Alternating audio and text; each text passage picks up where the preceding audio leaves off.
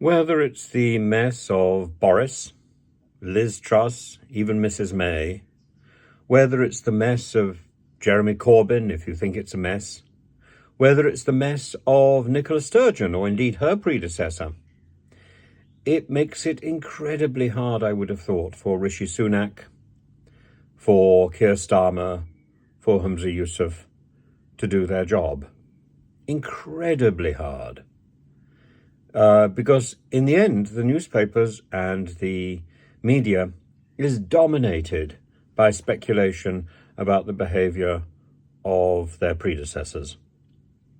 And maybe their behavior was perfectly in order. Maybe the police are not going to find anything dodgy about Nicola Sturgeon, her husband, the accountant, whatever, or the treasurer. Maybe there's nothing dodgy about it. Maybe we can explain away the motorhome. Maybe it's all perfectly innocent. Away day. Maybe there's, maybe the new Labour Party can emerge from the one that Mr. Corbyn favoured.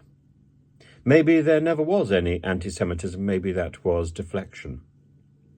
And maybe, I was going to say maybe there weren't lies from Boris, but that would be absurd. And maybe Liz Truss didn't wave her hands around in some sort of hand job absurdity.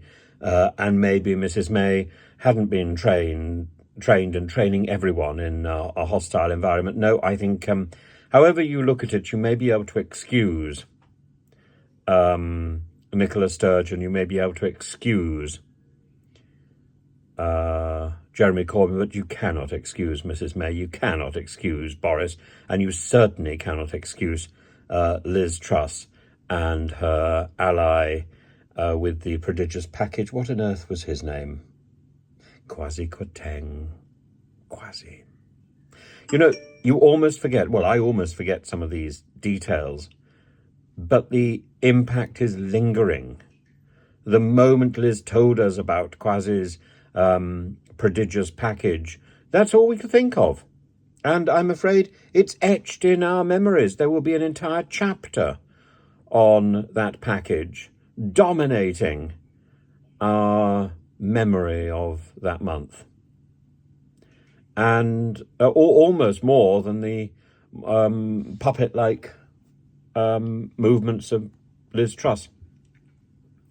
Almost more than the thought that she was somehow or other replacing the master manipulator himself, Boris. And it is extraordinary. It is extraordinary the chaos that has been visited upon us politically. Now, is all this because of Brexit? I think it probably is. I think it probably is. Brexit has caused a sea change in British politics, and it's also caused a movement where people say that what they really want to do is look at the topics rather than the individuals. It's not what anybody's interested in, frankly. People are captivated by the individual performance, which brings to life the topics. The topics are there, and the topics are only of great interest for people who are obsessed with the political landscape and what's going on.